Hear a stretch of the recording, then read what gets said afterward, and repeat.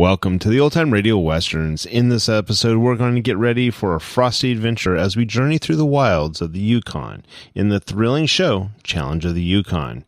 Meet the courageous Sergeant Preston and his lead dog, King. Together, they patrol the frigid landscapes, upholding law and order in the unforgiving wilderness. Sergeant Preston, the stalwart Mountie, embodies justice and determination, navigating the challenges of the Yukon gold rush with unwavering resolve.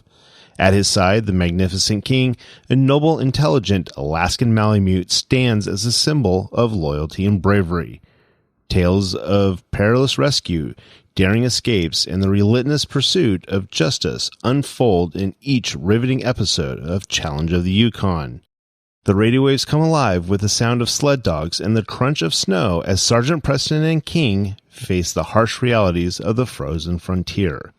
Join us as we salute the indomitable spirit of Sergeant Preston and his lead dog King in the ongoing Challenge of the Yukon radio show. Together, they forge a legacy that echoes through the icy landscapes of the Yukon, where adventure knows no bounds. Now, let's get into this episode. This episode comes from February 17th, 1951, and the title is Wrong Trail. Hope you enjoy, and again, thanks for listening. The Challenge of the Yukon. It's Yukon King, swiftest and strongest lead dog of the Northwest, blazing the trail for Sergeant Preston of the Northwest Mounted Police in his relentless pursuit of lawbreakers. On King, on you huskies! Gold discovered in the Yukon. A stampede to the Klondike in the wild race for riches. Back to the days of the gold rush. With Sergeant Preston and his wonder dog, Yukon King, as they meet the Challenge of the Yukon.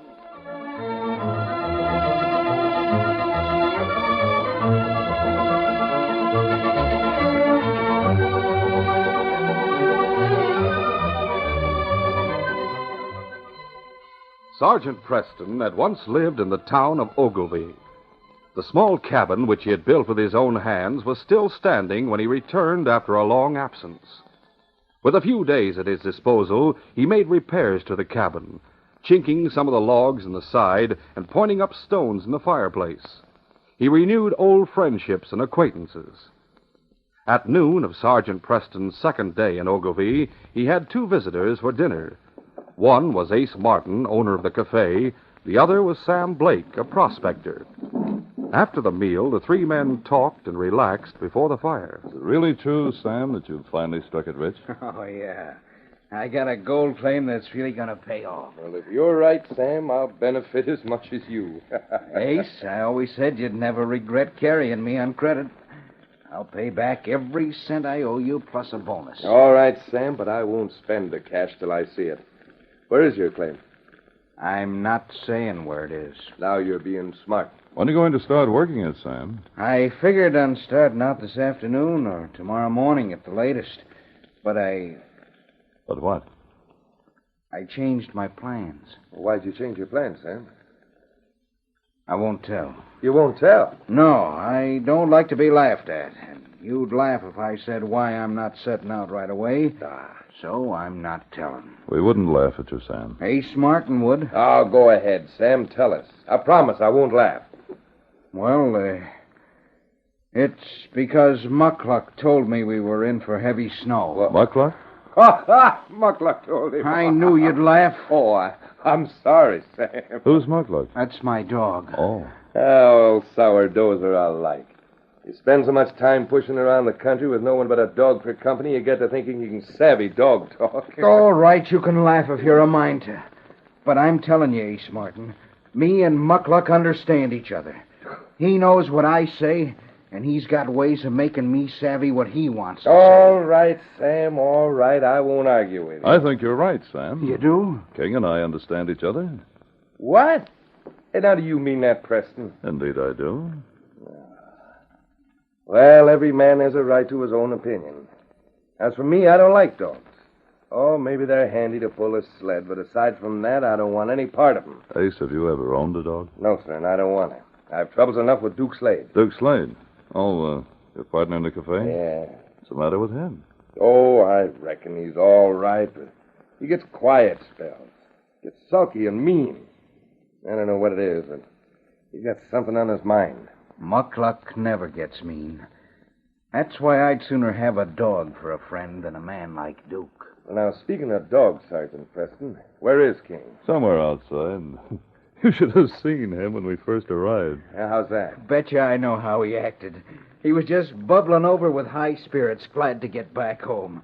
I bet right now he's out there racing through the snow and having a gay time. Yes, sirree. Sam was right. King raced through clean snow, charging into unbroken drifts and enjoying his freedom to explore familiar places. He had found one of his friends, a doe antelope. The graceful creature had often run with King, and now the two enjoyed their game of tag.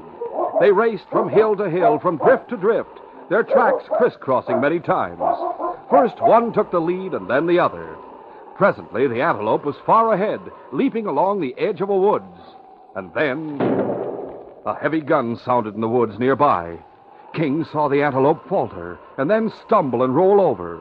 She lay motionless as King reached her side.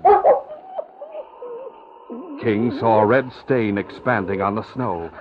He nuzzled his fallen friend gently. And then he knew the antelope was dead.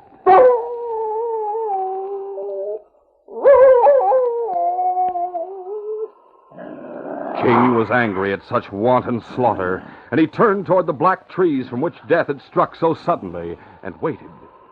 It wasn't long before he saw the man approaching. Get away from there, King. That's my kill. Duke Slade walked out of the woods. King knew Duke Slade and hated him.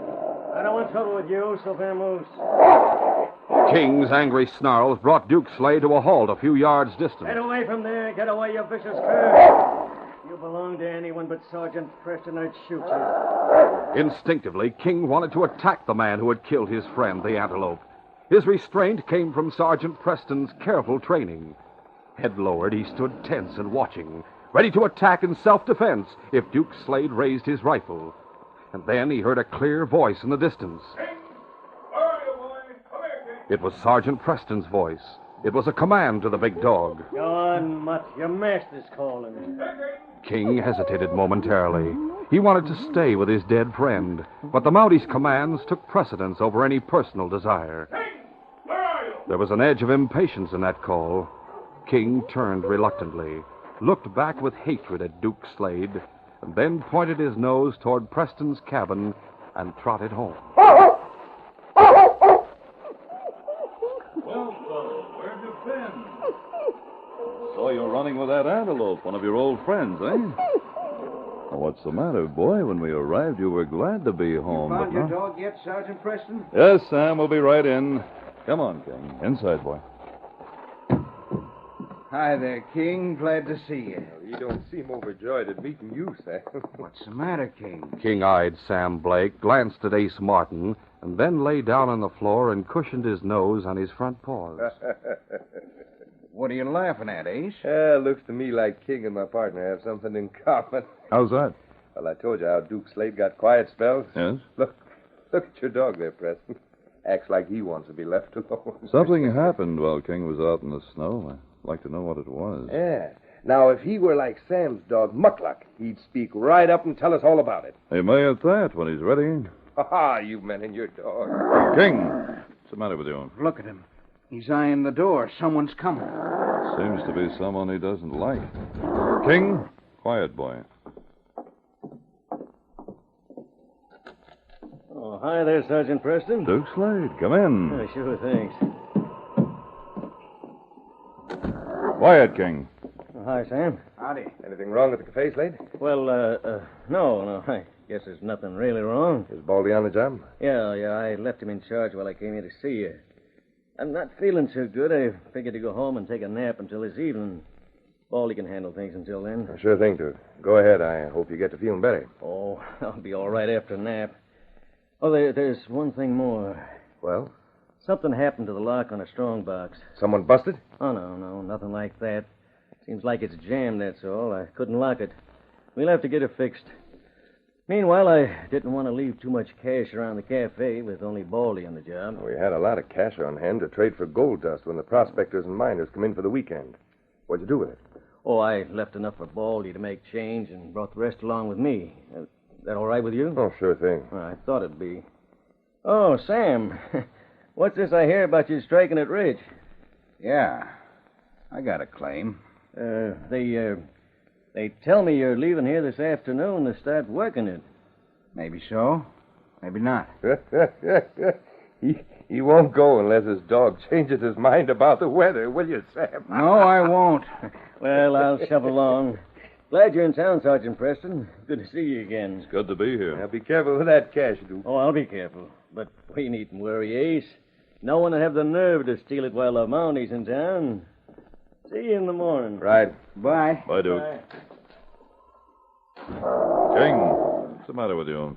He don't like Duke Slade. I wonder why. Well, now, if that was Sam's dog, Muckluck, he'd just up and tell you why he don't like my partner. Wouldn't he, Sam? Sergeant Preston, what do you think about the weather? Well, we may get some snow, Sam, but I doubt there'll be enough to interfere with travel. I'd sure like to start for my claim, especially after what Duke Slade said. What was that, Sam? He said he heard I'd struck it rich. That means people are talking about my good luck. Talk like that spreads quickly. That's the point, Sergeant. It spreads like wildfire. The longer I'm around town, the more there'll be to hear I found gold. Sooner or later, some ornery claim jumper will hear it and try to figure ways to make me tell where my claim's at. Frankly, Sam, I think you're right. You figure I should get going as soon as possible? I would, if I were you. I'll tell Muckluck what you said. Oh. I reckon maybe he'll be willing to travel even if the weather is a mite doubtful. I'll go home and ready my gear so's I can set out tonight. Glad to have seen you, Sergeant, and I sure enjoyed the grub. Glad you did. Good luck, Sam. Thanks. Yeah, I'll get along too, Sergeant Preston. So long, Sergeant. Bye. Bye, Sergeant. Well, King, now we can get back to work on that shelf we were making. I wish I knew what's ailing you, fella. You look as if you'd lost a friend. There was little sleep for King that night. The big dog stirred restlessly, changing his position frequently. His mind was filled with recurring thoughts of the death of his friend, the antelope. Several times he rose and approached the door, and then looked at the sleeping form of Sergeant Preston, as if debating whether or not to rouse his master and take him to the scene of the shooting. Snow fell during the night, big, heavy flakes that continued for 2 hours. But dawn came bright and clear, with a new carpet of white across the open spaces on both sides of the frozen river. Sergeant Preston slept later than usual that morning. It was after sunrise when King nuzzled him awake. What? Oh. What's the trouble, King? Slept overtime, huh? Well, that's one of the privileges a man enjoys on a day off. Hey there, quit it. Stop tugging. I'll get up, fella. Sergeant Preston! Sergeant Preston! Oh, I'd say Smartin. You must have known he was coming, eh, King? Hey, Sergeant, are you there? Come on in. Sergeant Preston. Oh, you're excited. What's the trouble? Trouble plenty, Sergeant Preston. And it means the end of your vacation. What happened? My partner's been murdered. Slade? Yeah. It must have been done with a knife, judging from the looks of his place. You saw it? Yeah, and you'd better come right away. Hey, will you, as soon as I put on my boots and parka? You remember yesterday when he was here? Yes. He's going home to take a nap. Yeah, said he felt sick. That's right. Well, he didn't show up at the cafe last night. Huh? So this morning I went to his house. You waited until this morning? Yeah, worried about him last night, but we were busy, mighty busy. I couldn't get away. I went to his house this morning after I finished work. Oh, his place is a wreck. As if there'd been a struggle? Yeah, furniture wrecked, dishes smashed, a couple of lamps busted. Looked like there'd been an awful fight. Blood all over the place. Anyone live near enough to hear a struggle? No, Duke lived apart from all the other houses. Well, I'm ready. Let's go to Duke's place. Yes, King, you come too. Come along, boy. Where had Duke been stabbed? I don't know. The body's gone. So's the cash. The body's gone? Yeah, but I know where that is. The snow tells a story. It was dragged down to the river and put through a hole that had been chopped in the ice. And what's more, Sergeant, I know who killed Duke Slade. Who? Sam Blake. Oh, I doubt that. Sam Blake's no killer. He's the only one who knew that Duke had a lot of cash with him. You knew it. Yeah, but I'd have no need to steal my own money. I knew Duke had cash. Baldy at the cafe knew it. Baldy was with me all night. Sam's the only one who could have killed Duke. Besides that, Sam skipped town. I checked on that. You knew he was leaving last night. He said so. He went to his claim. Well, maybe he did and maybe he didn't. I have my doubts. We'll not form an opinion about the murder until we've made an investigation. Well, you can do that pronto. There's Duke's cabin. Now, you see that deep groove in the new snow? Yeah? It runs in a beeline from the cabin to the river. I followed it myself. After last night's snow, there won't be many tracks visible. I know that. The groove is partly filled in with new snow. And I'd bet every dime that I have that my partner's body made that groove and Blake dragged it to the river. Wait a minute. Was that cabin door open when you came here? Sure it was. Just you see it. And what's more, the money that Duke had for my cash box is gone. I looked around for it when I was here. Oh? Let's go inside. Look at this place. Mighty violent struggle, eh, King? Poor Duke. He must have got the first blow from the knife while he was lying in bed. Then he got up. He tried to fight. And he fought hard, getting weaker all the time. I can just see it. I didn't notice any tracks around here, except yours. Well, I made the tracks you saw just a little while ago. Tracks that were made last night were covered by the snowfall. And that includes the tracks that Blake made when he came here, as well as the tracks from his house when he pulled out of these parts. We'll see what Sam has to say. How can you? You don't know where he went. He said he was going to his claim. Yeah, but we don't know where it is. I know. You do? He told me confidentially where it was located. Oh. Well, then I'll go with you. Let's get started. All right, but first we'll examine the hole in the ice. Come on, King.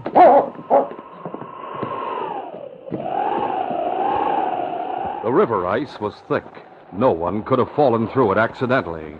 Moreover, there were marks to show that the 3-foot hole had been cut through the ice with an axe. Now, you see, Sergeant Preston, the deep grove in the snow comes right up to the edge of the hole. I see it does. The body was dragged through the snow, then shoved through the ice. The killer didn't want it found. I wonder why. You wonder why?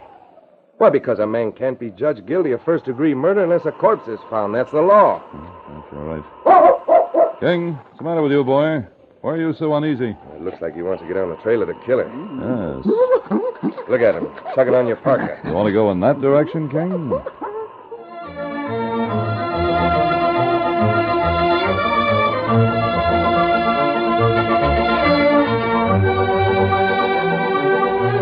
We'll continue our adventure in just a moment.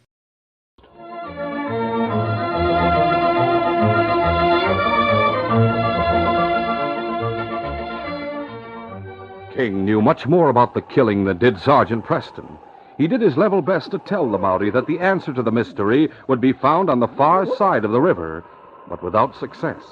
The sergeant seemed unduly stubborn. No, King, we're not crossing the river, boy. We're going the other way. Which way is Blake's gold claim? East. The dog wants to go west. No, King. Quiet, fella. You know, if it wasn't for the new snow, there'd be easy tracks to follow. There'll be tracks. You say there will be? Tracks Blake made after the snow stopped falling. Come on, Ace. We'll pick up equipment and food at my cabin and start looking for those tracks. Yeah, right. Come along, King. I'm just standing there looking at you. Come, King. Yeah, now he's coming. And he's none too well pleased with the order. King obeyed, but not eagerly. He traveled at the Mountie's side with frequent backward glances toward the hole in the ice. He had information for his master, but he was unable to tell what he knew. When Sergeant Preston reached the cabin, the great dog waited silently outside, while his master and Ace entered and closed the door. You need any help, Sergeant Preston? No, just sit down for a couple of minutes. Doesn't take me long to pack a knapsack. I'm used to traveling light. I sure hope we can catch Blake. Sure we'll be able to overtake him. He'll not travel fast. Well, maybe not. On the other hand, maybe he'll move as if his life's at stake, which might be the case.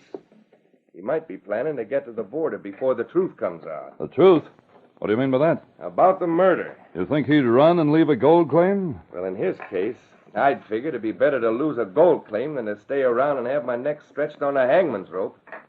After all, a man can get another gold claim, but he's got only one life. Ace, you're jumping to conclusions. I'll bet all I own that he's on his way to the border with the cash that he stole from Duke. Your reasoning's not good, Ace.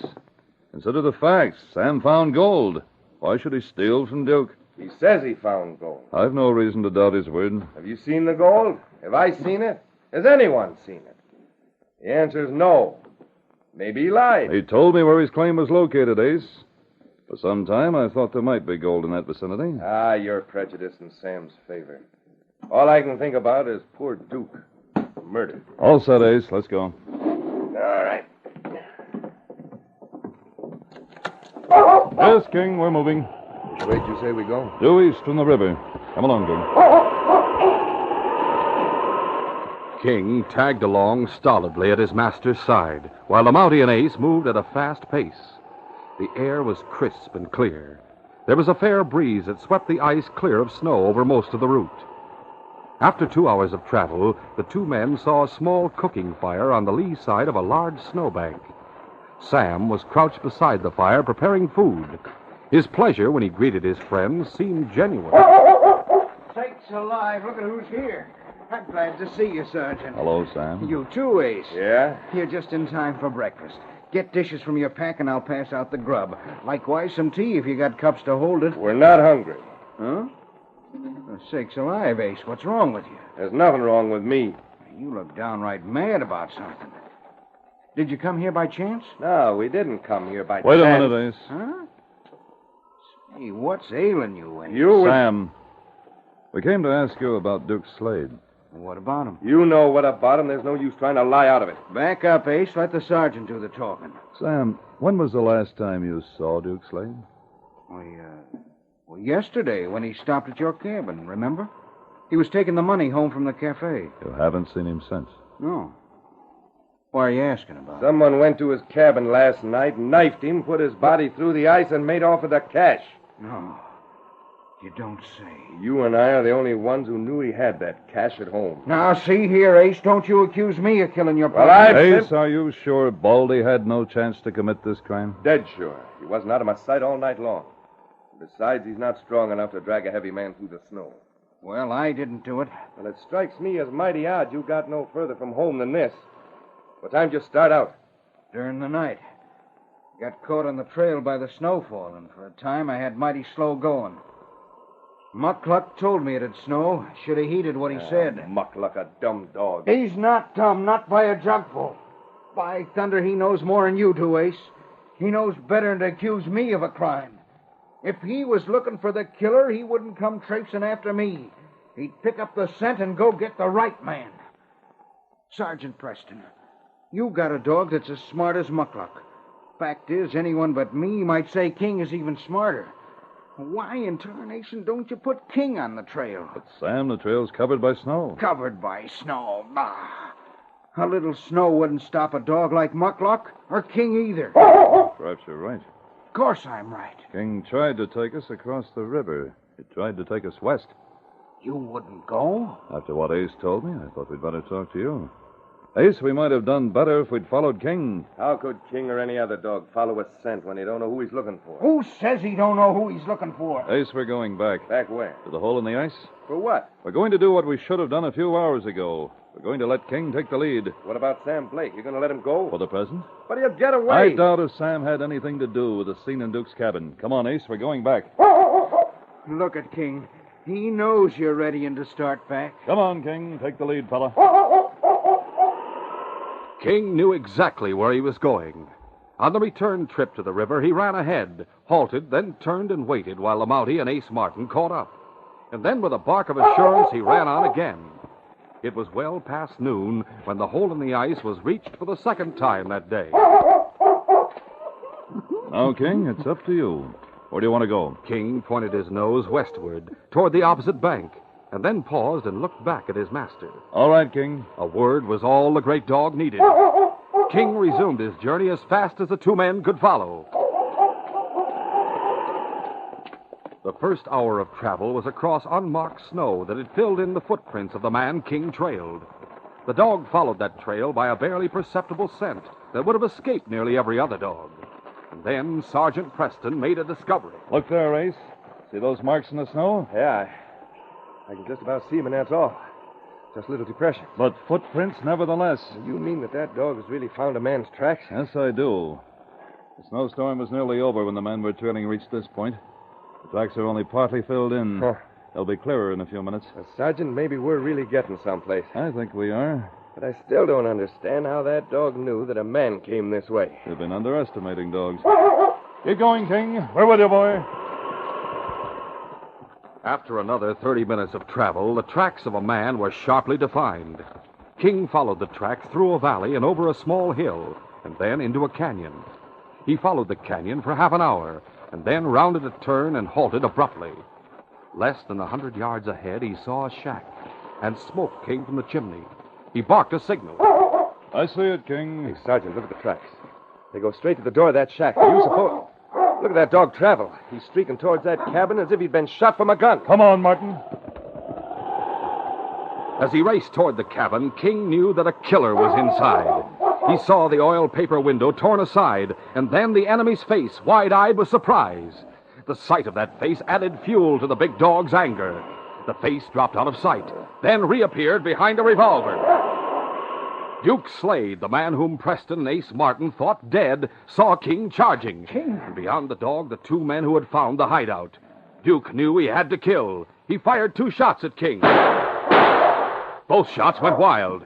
Duke rested his gun on the window ledge and aimed more carefully at the oncoming dog. He fired again. The bullet brushed King's bristling fur, but the great dog didn't even break his stride. And then Sergeant Preston fired from the distance. The Mounties' bullet struck the cabin inches from Duke's face. Duke leaped back out of view. And then King left the ground in a mighty leap that took him through the window. Duke tried to turn to bring his gun to bear on King, but the infuriated dog was too quick. He leaped and grabbed Duke's wrist in his powerful jaws. The gun exploded harmlessly toward the ceiling. King knew Duke Slade as the killer of his friend, the antelope. For a moment, he forgot his master and his training. He was bent on just one thing: punishment for the slayer. Duke dropped his gun and tried to struggle. He had the strength of desperation, but he was no match for King. And then Sergeant Preston and Ace Martin came through the door. King, come, boy. Oh, call him off.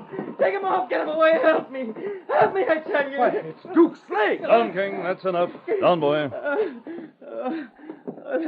That dog, he would have killed me. Steady, King. On guard, boy. Slade, what are you doing here?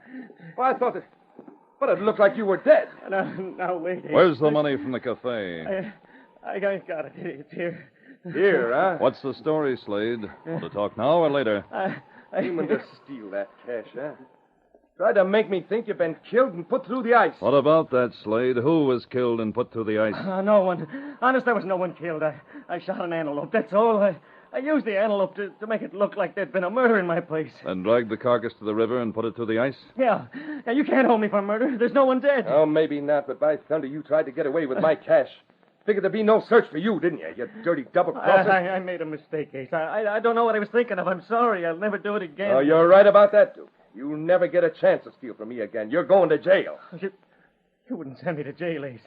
You wouldn't do that, would you? We've been friends a long time. Yeah, that's right. We have been friends a long time.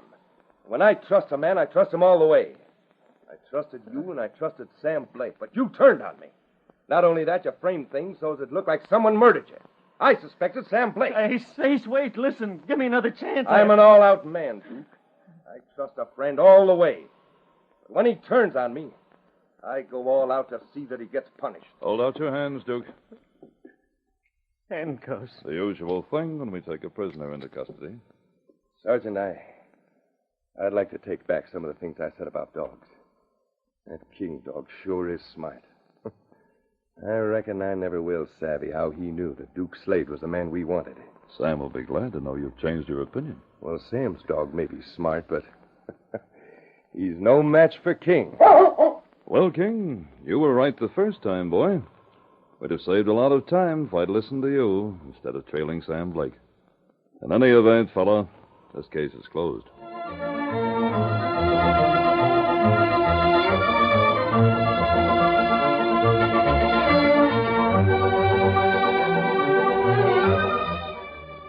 In our next adventure, a man hurries along a corridor of a small hotel in Whitehorse to a room at the far end. A hard-faced, tough-looking man unlocked and opened the door. Oh, it's you, boss. Come on in.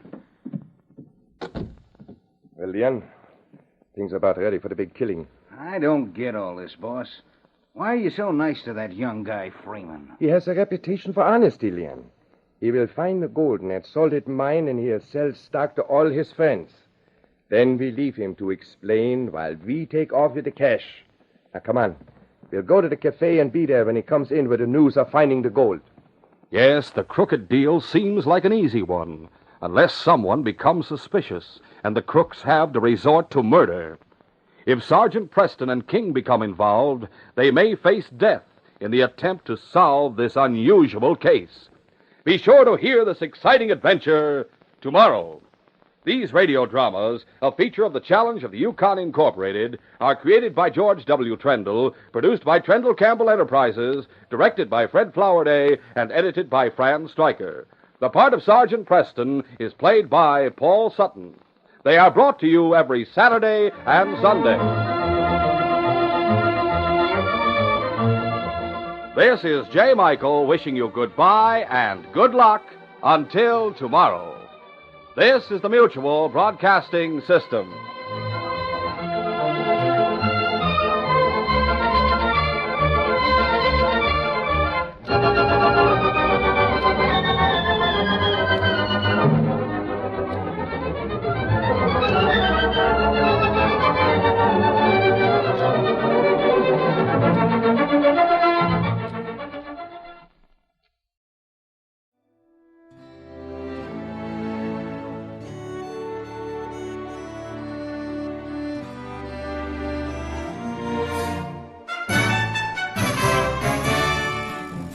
This has been a presentation of OTRWesterns.com, and we hope you enjoyed.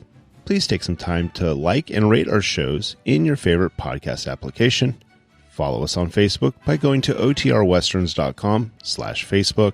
Subscribe to our YouTube channel by going to OTRWesterns.com/YouTube. And send us an email, podcast@OTRWesterns.com. You can call and leave us a voicemail, 707-986-8739. This episode is copyright under the Attribution Non-Commercial Share-alike copyright. For more information, go to OTRWesterns.com/copyright.